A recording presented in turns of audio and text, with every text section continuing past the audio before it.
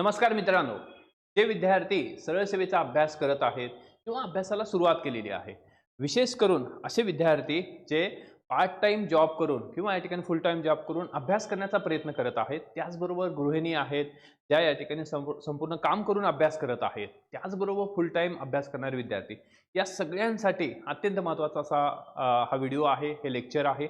आजच्या लेक्चरमध्ये आपण नेमकं नियोजन कसं करायला पाहिजे, त्याचबरोबर योग्य स्ट्रॅटेजी काय असायला पाहिजे, यावर आपण डिस्कशन चर्चा करणार आहोत. तर येणाऱ्या म्हणजे साधारण पुढच्या 3 महिन्यामध्ये की आपली एखादी तरी एक्झाम या ठिकाणी आपल्याला काय करायचं आहे की टॅकल करायची आहे. म्हणजे पुढच्या वर्षभर एक्झाम आहेत, परंतु साधारण 3 महिन्याचा आपण एक कालावधी जो आहे तो गृहीत धरू की 3 महिने तुम्हाला आजच्या डेटपासून ते 3 महिने तुम्हाला लागणार आहे. तर ह्या 3 महिन्याचं नियोजन कसं असायला पाहिजे किंवा कशा पद्धतीने तुम्ही अभ्यास करायला पाहिजे आणि तुमचं स्वतःचं प्लॅनिंग कसं असायला पाहिजे, याबद्दल आपण डिस्कशन चर्चा करणार आहोत.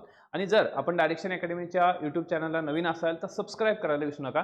त्याचबरोबर हा व्हिडिओ शेवटपर्यंत पहा, कारण काय आहे, या व्हिडिओच्या माध्यमातून तुम्हाला या ठिकाणी तुमचे जे प्रश्न आहेत त्या प्रश्नाचं उत्तर इथं मिळणार आहे.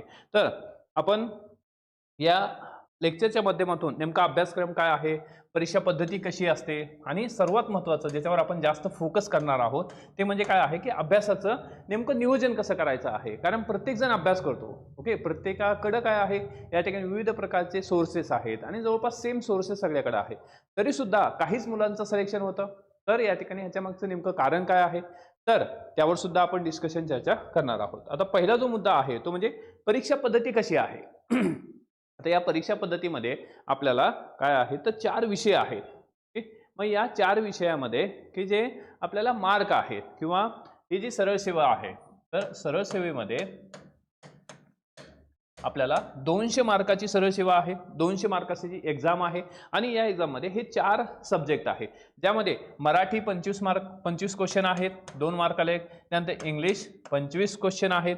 त्यानंतर या ठिकाणी सामान्य ज्ञान जीके जीएस जे आहे ते 2 मार्काला 1 question, 25 question and math reasoning 25 question. असं या ठिकाणी जर आपण कॅल्क्युलेशन केलं तर 200 मार्क आहेत. म्हणजे आणि या परीक्षेमध्ये तुमचं टार्गेट असलं पाहिजे की आपल्याला याच्यामध्ये 185, ओके, म्हणजे 180 to 185 मार्क्स आलेच पाहिजे. मग यासाठी आपल्याला नेमकं कशा पद्धतीने नियोजन करायचं आहे याचं मायक्रो प्लॅनिंग आपण या व्हिडिओमध्ये पाहत आहोत. तर पुढचा जो मुद्दा आहे तो म्हणजे काय आहे की नेमका अभ्यास कसा करायचा आहे.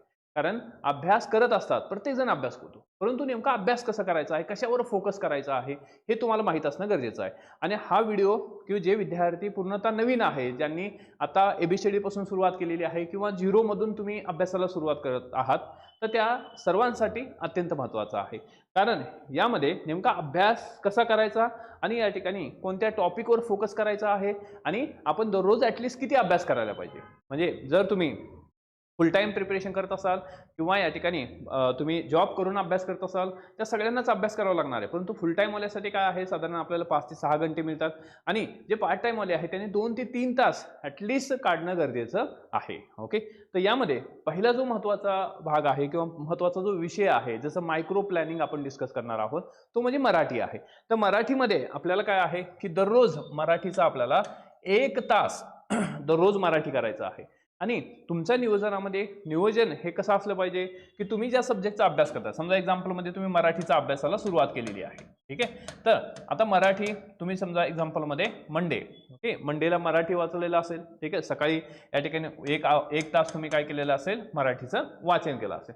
आता या 1 तासामध्ये किंवा या ठिकाणी की ह्या 1 तासाचं जे आउटकम आहे ते तुम्ही या ठिकाणी काउंट करणं सुद्धा गरजेचं आहे. म्हणजे तुम्ही दररोज या ठिकाणी दररोज 1 तास आपल्याला काय करायचं आहे, मराठी करायचं आहे. म्हणजे आपण जे नियोजन बघतोय ते साधारण या ठिकाणी 6 ते 7 तासाचं नियोजन कसं असलं पाहिजे.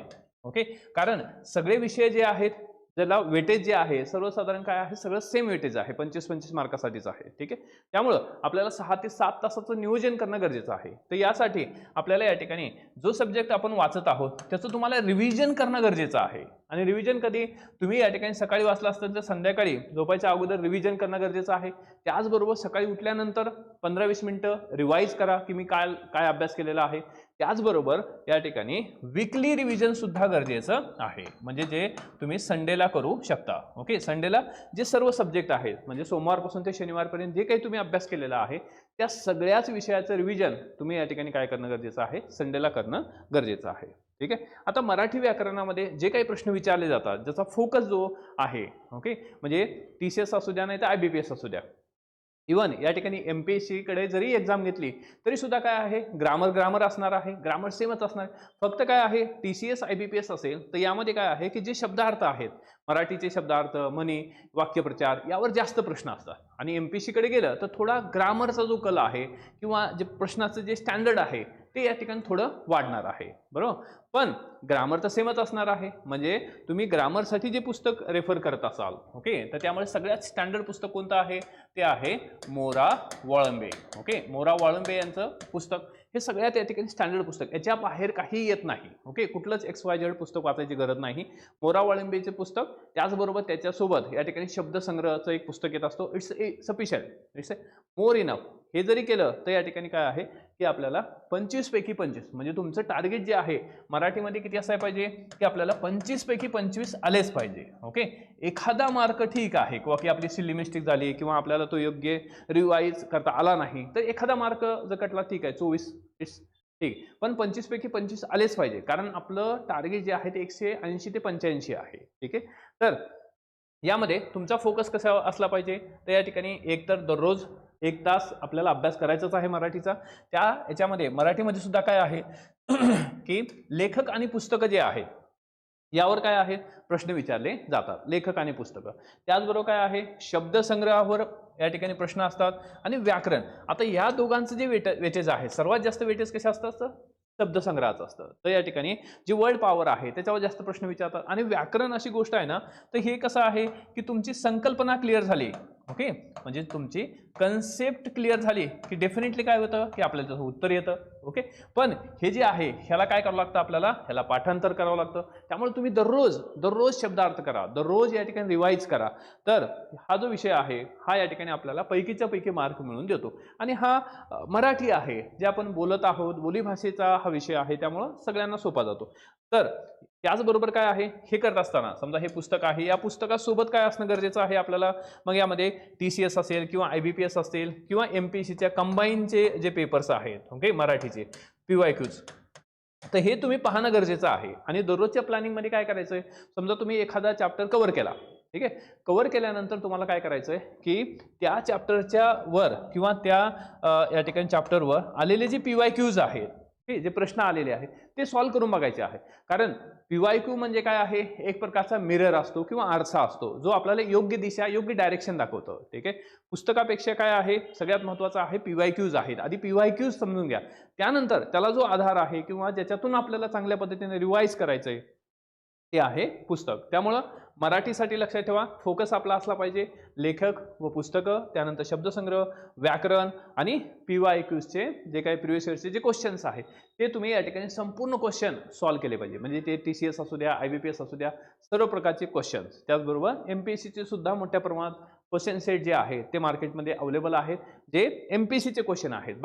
बाकी कुठलेही पेपर सॉल्व्ह करायची गरज नाही. तर हे झालं मराठीच्या बाबतीत, ज्या आधारावर आपल्याला 25 पैकी 25 मार्क येतात. परंतु मराठीचं रिव्हिजन आपल्याला दररोज करायचं आहे. ठीक आहे, आता दुसरा जो विषय आहे मराठीला पॅरलल असलेला काय आहे, इंग्लिश आहे. आता इंग्लिश जो विषय आहे अनेक विद्यार्थ्यांना काय होतो की या ठिकाणी हा अवघड विषय जातो, त्यामुळे आपल्याला ह्याला थोडा जास्त टाइम द्यावा लागेल. म्हणजे तुम्हाला दिवसाचे ॲटलिस्ट 3 तास तरी द्यावा लागणार आहे, ॲटलिस्ट 3 तास. कारण काय आहे, या 3 तासामध्ये सगळ्यात महत्त्वाचं आहे किंवा की तुमची व्होकॅब्युलरी. ओके, तुमचा जो काही शब्दसंग्रह आहे ते तुम्ही दररोज, म्हणजे तुम्ही 45 ते 1 तास दररोज शब्दार्थ वाचले पाहिजे. कारण IBPS TCSचा जो फोकस असतो तो शब्दार्थावर असतो, MPSCचा सुद्धा फोकस शब्दार्थावर असतो, पण त्या ठिकाणी थोडं ग्रामर एक्स्ट्रा असतं जर ही परीक्षा तिकडे गेली तर. ठीक आहे, तर यामुळं काय करायचं आहे की आपल्याला व्होकॅब्युलरीच्या बाबतीमध्ये की दररोज आपल्याला शब्दसंग्रह किंवा व्होकॅब्युलरी जी आहे ती करायचीच आहे. मग तुम्ही 45 मिनिट किंवा 1 तास जो आहे तो द्यायचा आहे. मग आता ह्याच्यासाठी सोर्स काय आहे, बेस्ट सोर्स, सगळ्यात बेस्ट सोर्स जो आहे तो म्हणजे काय आहे, पाल आणि सुरीच्या मागं काही पेजेस आहेत बघा. ओके, पालन सुरीच्या मागं काही पेजेस आहेत, ओके, जे आपल्याला या ठिकाणी हे शब्दसंग्रह आहे, ठीक आहे, मराठीमध्ये सुद्धा अवेलेबल असतात, तर ते इनफ आहे. ठीक आहे. तर या ह्याच्यामध्ये व्होकॅब्युलरी आहे जी दररोज आपल्याला करायची आहे. त्यानंतर या ह्याच्यामध्ये काय आहे की आपल्याला ग्रामर करायचं आहे. आता ग्रामर करायचं आहे तर ग्रामर हे कसं आहे, कन्सेप्च्युअल आहे. जसं मराठी ग्रामर आहे तसंच इंग्लिशचं ग्रामर आहे जे कन्सेप्च्युअल आहे. तर या ग्रामरला आपल्याला कशाची साथ द्यायची आहे, PYQची. ओके, म्हणजे तुम्ही समजा एक्झाम्पलमध्ये आर्टिकल केलं आर्टिकल वाचलं AND ओके किंवा द, तर हे आर्टिकल वाचल्यानंतर त्या आर्टिकलवर आलेले क्वेश्चन जर तुम्ही सॉल्व्ह केले तर डेफिनेटली काय आहे, आपली कन्सेप्ट जी आहे ती इथं क्लिअर होणार आहे. ठीक आहे. त्यामुळं आपल्याला रीडिंग प्लस काय आहे, ग्रामर. ठीक आहे. याच्यामध्ये तुम्हाला रीडिंग प्लस काय करायचं आहे, ग्रामर करायचं आहे. आणि यामध्ये दररोज तुम्हाला काय करायचं आहे, 2 तास. ओके, तर 2 तास काय आहे हे ग्रामरसाठी द्यायचे आहे. त्यामध्ये PYQ सुद्धा आले. म्हणजे तुमचं नियोजन कसं असलं पाहिजे, या ठिकाणी 1 तास प्लस 2. ओके, या ठिकाणी 1 आवर प्लस 2 आवर म्हणजे 3 तास. आणि या 3 तासाचं परत तुम्हाला काय करायचं आहे, रिवाइज किंवा या ठिकाणी रिव्हिजन करायचं आहे. आता यामध्ये की ग्रामर सुद्धा काय आहे, काही सिलेक्टिव्ह टॉपिक्स आहे ज्याच्यावर रिपीटेडली प्रश्न विचारले जातात. म्हणजे तुम्हाला या ठिकाणी इतरांनी सांगायची गरज नाही. मग त्यासाठी काय आहे की PYQs बघा.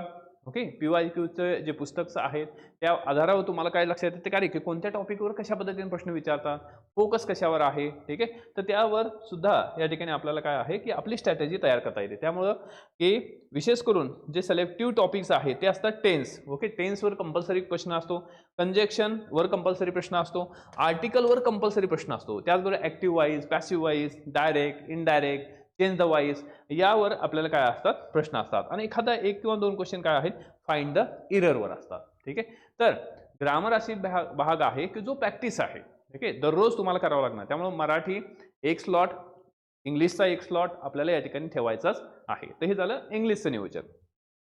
त्यानंतर पुढे जाऊ आपण. पुढे आहे या ठिकाणी महत्त्वाचा विषय आहे अंकगणित आणि बुद्धिमापन. आता यामध्ये की मॅथ आणि रिजनिंग आहे. ही मॅथ आणि रिजनिंग अशी गोष्ट आहे ना, ही प्रॅक्टिस शिवाय येणारच नाही. तुम्हाला दररोज प्रॅक्टिस करावीच लागेल. त्यामुळं आपल्याला या ठिकाणी या सब्जेक्टसाठी ॲटलिस्ट आपल्याला 3 तास तरी सोडायचे आहेत. 2 ते 3 तास आपल्याला या ठिकाणी ह्याला द्यायचेच आहे. मग 2 ते 3 तासाचं नियोजन तुमचं असलंच पाहिजे. म्हणजे ॲटलिस्ट 2 तास तरी तुम्हाला काय आहे या ठिकाणी तुम्ही काय करणं गरजेचं आहे की मॅथची प्रॅक्टिस करणं गरजेचं. आता प्रॅक्टिस करत असताना काय करायचं आहे, तर या ठिकाणी विशेष करून मॅथ जे आहे थोडं किचकट जातं. ओके, आणि रिजनिंग जे आहे हे सिंपल असतं. त्यामुळं मॅथवर आपल्याला फोकस ठेवायचा आहे. ओके, जो आपला रेशिओ आहे 2:1 म्हणजे आपल्याला फोकस जो आहे तो या ठिकाणी की आपल्याला मॅथवर ठेवायचा आहे. त्याचबरोबर रिजनिंग पण करायची आहे. पण या ह्याच्यामध्ये रिजनिंग अशी गोष्ट आहे ना, बुद्धिमापन अशी गोष्ट आहे की ही सुद्धा एक प्रकारची कन्सेप्ट आहे. ओके, म्हणजे तुम्हाला ब्लड रिलेशन विचारलं जातं. ओके, नातेसंबंध विचारले जातात. एकदा जर ती कन्सेप्ट क्लिअर झाली तर काय आहे डेफिनेटली आपल्याला त्याच्यावर उत्तर देता येतं. तर फोकस या ठिकाणी की मॅथवर, म्हणजे आपण मॅथसाठी काय आहे की दररोज ॲटलिस्ट या ठिकाणी 1.5 तास तरी आपण मॅथ करणं गरजेचं आहे. आणि 1 तास जे आहे तुम्ही या ठिकाणी काय आहे रिजनिंग करा. असं जर केलं तर या ठिकाणी डेफिनेटली आपल्याला 25 क्वेश्चनपैकी आपल्याला साधारण 21-22 तरी प्रश्न डेफिनेटली येतात. आणि इथं कुठल्याही प्रकारची निगेटिव्ह मार्किंग नाही. ओके, त्यामुळं आपलं टार्गेट असलं पाहिजे 25 पैकी 25 मार्क आले पाहिजे, 25 पैकी 25 क्वेश्चन आले पाहिजे. तर या 25 क्वेश्चनपैकी आपल्याला 22 क्वेश्चन जे आहे हे करेक्ट करायचं आहे. मग यासाठी काय आहे की तुम्ही चॅप्टर करायचा. ओके, या ठिकाणी तुम्ही जो चॅप्टर आहे तो कव्हर करायचा. चॅप्टरवर काय करायचे या ठिकाणी लागलीच PYQ सॉल्व्ह करायचे. आता इथं PYQ जे आहे ते TCS IBPSचे असतील किंवा कंबाईनचे या ठिकाणी पेपर्स असतील. आता कंबाईनच्या लेवलचे तर काही प्रश्न विचारले जात नाहीत. सिंपल या ठिकाणी स्ट्रेट फॉरवर्ड क्वेश्चन असतात. आणि यामध्ये तुम्हाला सिंपल प्रश्न विचारले, म्हणजे खूप काही असं अवघड कंबाईन एवढा अवघड हा पेपर नसतो. त्यामुळं TCS IBPSचा पॅटर्न पाहायचा. ओके, आणि त्या आधारावर काय आहे आपल्याला प्रायोरिटी, मेन प्रायोरिटी काय आहे, आधी सगळा जे काही मॅथ आहे, रिजनिंग आहे त्याच्या संकल्पना समजून घ्या. त्याचे शॉर्टकट्स काय आहेत ते आधी समजून घ्या. आणि त्या आधारावर या ठिकाणी काय करायचं आहे आपल्याला की आपली पुढची जी वाटचाल आहे ती करायची आहे. ठीक आहे. तर यामध्ये हे आपल्याला सगळ्यात महत्त्वाची स्ट्रॅटेजी म्हणजे काय आहे, प्रॅक्टिस. आपल्याला प्रॅक्टिस मेक्स मॅन परफेक्ट जसं म्हटलं जातं. तर मॅथमध्ये किंवा रिजनिंगमध्ये आपल्याला प्रॅक्टिसच महत्त्वाची आहे. त्यामुळे दररोज आपल्याला काय आहे हे प्रॅक्टिस करणं गरजेचे आहे. 2 ते 2.5 तास आपल्याला डेफिनेटली मॅथ रिजनिंग घ्यायचं आहे. त्याचबरोबर काय आहे की या ठिकाणी तुम्ही जे प्रश्न सोडवणार आहात तर याच्यामध्ये तुम्ही जे PYQs सोडवले तर त्या PYQs मध्ये तुम्हाला अनेक क्वेश्चन इझिली येतील. ओके, आणि जे क्वेश्चन आले नाहीत तर त्यामध्ये काही आपल्याला एरर आढळला किंवा या ठिकाणी आपल्याला डिफिकल्टी आढळली तर त्याला काय करायचं आहे, तुम्हाला त्याला मार्क करायचा आहे आणि त्याची एक स्पेशल डायरी मेंटेन करा की अरे मला या ठिकाणी सरासरी वर या ठिकाणी हे 2 क्वेश्चन जे आहे ते काय झाले की प्रॉब्लेमॅटिक वाटले किंवा या ठिकाणी ते मला खूप टाइम कन्झ्युमिंग झाले किंवा त्याचं उत्तरच आलं नाही. ठीक आहे, हे जर केलं तर काय होणार आहे, तर तुम्हाला या ठिकाणी तुमची स्वतःची स्ट्रॅटेजी बनता येणार आहे की नाही, अरे की माझं या ठिकाणी हा टॉपिक जो आहे हा वीक आहे, हा टॉपिक जो आहे तो स्ट्रॉंग आहे. स्ट्रॉंग टॉपिकला आपल्याला रिवाइज करायची गरज पडणार नाही. जे वीक आहेत त्याला काय आहे, तुम्हाला टाइम मिळणार आहे फॉर रिव्हिजन. ठीक आहे, त्यामुळं या ठिकाणी की तुम्हाला की सगळे जे टॉपिक्स आहेत ते प्रॅक्टिसच्या माध्यमातूनच काय करायचे आहेत, सुधारायचे आहे. तर अशा पद्धतीनं हे गणित बुद्धिमापन झालं. त्यानंतर पुढचं आहे करंट अफेअर्स. आता करंट अफेअर्स अशी गोष्ट आहे की तुम्ही यासाठी पेपर वाचा. ओके, जर आता पेपर वाचणं शक्य नसेल तर आपण दररोज सरळ सेवा, ओके, सरळ सेवा या आपल्या यूट्यूब चॅनलवर, ओके, आपल्या यूट्यूब चॅनलवर दुपारी 1 वाजता आपण डेली लेक्चर असतं आपलं. ओके, करंट अफेअर्सचं डेली लेक्चर असतं. ते लेक्चर जरी केलं किंवा त्या लेक्चरची PDF आपल्या डायरेक्शन अकॅडमीच्या टेलिग्रामला उपलब्ध असते, ते जरी केलं तर इनफ होणार आहे. ओके, आणि तुम्हाला या ठिकाणी रेफरन्स म्हणून ते या ठिकाणी काय आहे, परिक्रमा आहे किंवा सिम्प्लिफाईड आहे, त्यामध्ये काय आहे की हे पुस्तकं तुम्ही वापरू शकता. विशेषतः या ठिकाणी प्रश्न जे आहेत खूप बेसिक वर असतात. ओके, आणि यावर आपल्याला 4 ते 5 क्वेश्चन किंवा 6 क्वेश्चन पर्यंत या ठिकाणी करंट अफेअर्स असतात. त्यामुळे काय आहे, करंट अफेअर्स त्याच्यामधला जो फॅक्च्युअल डेटा आहे आणि विशेष करून काय आहे किंवा की एखादा पुरस्कार असेल, नोबेल प्राइज असेल किंवा या ठिकाणी एखादा अत्यंत महत्त्वाचा जो व्यक्ती आहे ज्याचा मृत्यू झालेला आहे, जसं या ठिकाणी अजितदादा आहे, त्यांच्यावर डेफिनेटली प्रश्न येणारच आहे. मग यामध्ये काही ठोक ताळे आहे जे तुम्हाला या ठिकाणी माहीत असणं गरजेचं आहे. आणि हा जो विषय आहे हा विषय काय करायचा आहे किंवा या ठिकाणी तुम्हाला याला पर्टिक्युलर टाइम द्यायचा आहे. म्हणजे सगळे विषय झाल्यानंतर विशेष करून हा विषय करा.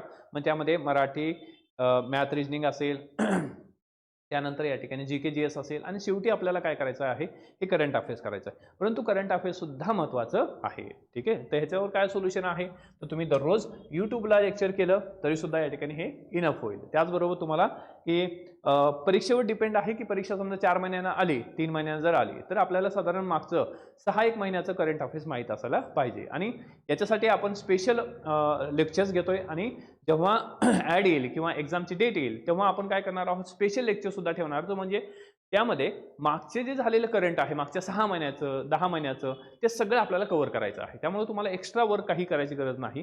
तर यूट्यूबचे लेक्चर्स पहा किंवा PDF पहा आणि त्या आधारे तुम्ही प्लॅन तयार करू शकता. त्यानंतर हे पुढचा जो भाग आहे तो म्हणजे काय आहे, GK GS आहे. आता यामध्ये GK GS जे आहे, विशेषतः या ठिकाणी आपण GSचा विचार केला, ओके, सामान्यांचा विचार केला, तर दररोज तुम्हाला ह्याच्यामध्ये 3 तास द्यायचे आहे. ओके, दररोज ॲटलिस्ट या ठिकाणी 2 ते 3 तास आपल्याला द्यायचे आहे. मग या 3 तासाचं नियोजन काय आहे, जो कोणता तुम्ही टॉपिक वाचणार आहे, ओके, त्यामध्ये त्या टॉपिकवर जसं या ठिकाणी काय आहे की आपल्याला हिस्ट्री आहे, ओके, त्यामध्ये इतिहास आहे. मग आता इतिहासामधल्या काय आहे की जसं एक्झाम्पलमध्ये इतिहास आहे. ठीक आहे, आता इतिहासामध्ये आपल्याला काय असणार आहे की स्वातंत्र्य चळवळ काय आहे, त्यातले नेते कोणते होते, महत्त्वाच्या घटना कोणत्या आहेत, याच्यावर आपल्याला प्रश्न असतात. तर हे झाल्यानंतर म्हणजे हा टॉपिक वाचल्यानंतर आणि हा टॉपिक बी कुठून काय आहे वाचायचं आपल्याला, तर आधी स्टेट बोर्डचं जे पुस्तक आहे, 8वीचं पुस्तक आहे, 11वीचं स्टेट बोर्डचं पुस्तक आहे, इनफ आहे. ओके, किंवा तुम्ही जर डायरेक्शन अकॅडमीचा क्लास जॉईन केला असेल तर आपण या ठिकाणी नोट्स प्रोव्हाइड करत आहोत, त्या सुद्धा इनफ होतात. ओके, किंवा तात्याचा ठोकळा, इट्स इनफ या ठिकाणी ह्या GK GS साठी. आता यामध्ये हे इतिहास झालं. त्यानंतर यामध्ये की विशेषतः काही ऐतिहासिक घटना असतात, बरोबर, त्याचबरोबर राजकीय घटना असतात, तर त्याचे वर्ष जे आहे ते आपल्याला विचारलं जातं, ते पण लक्षात ठेवणं गरजेचं असतं. त्याचबरोबर याच्यामध्ये राज्यघटनेचा जर विचार केला, ठीक आहे, आता ह्याच्यामध्ये काय आहे, राज्यघटनेच्या बाबतीत आपल्याला की अनुच्छेद किंवा आर्टिकल कोणता आहे, घटनादुरुस्ती काय आहे किंवा एखादा खटला कोणता आहे जो आपल्या रिलेव्हंट आहे. ओके, तसे प्रश्न आपल्याला 2-3 विचारले जातात.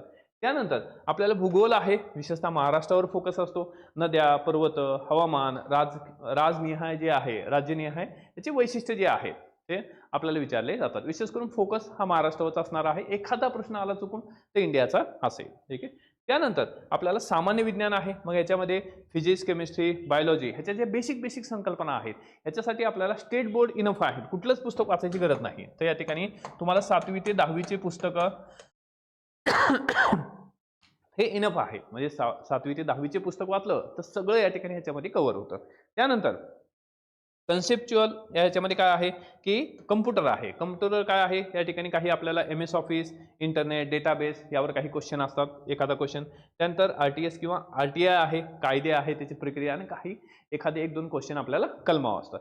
त्यानंतर चालू घडामोडीच्या बाबतीत काय आहे तर आपल्याला वृत्तपत्रिके, मासिक, ओके, या सगळ्या ज्या बाबी आहेत विचारल्या जातात. हे झालं या ठिकाणी GSचा भाग.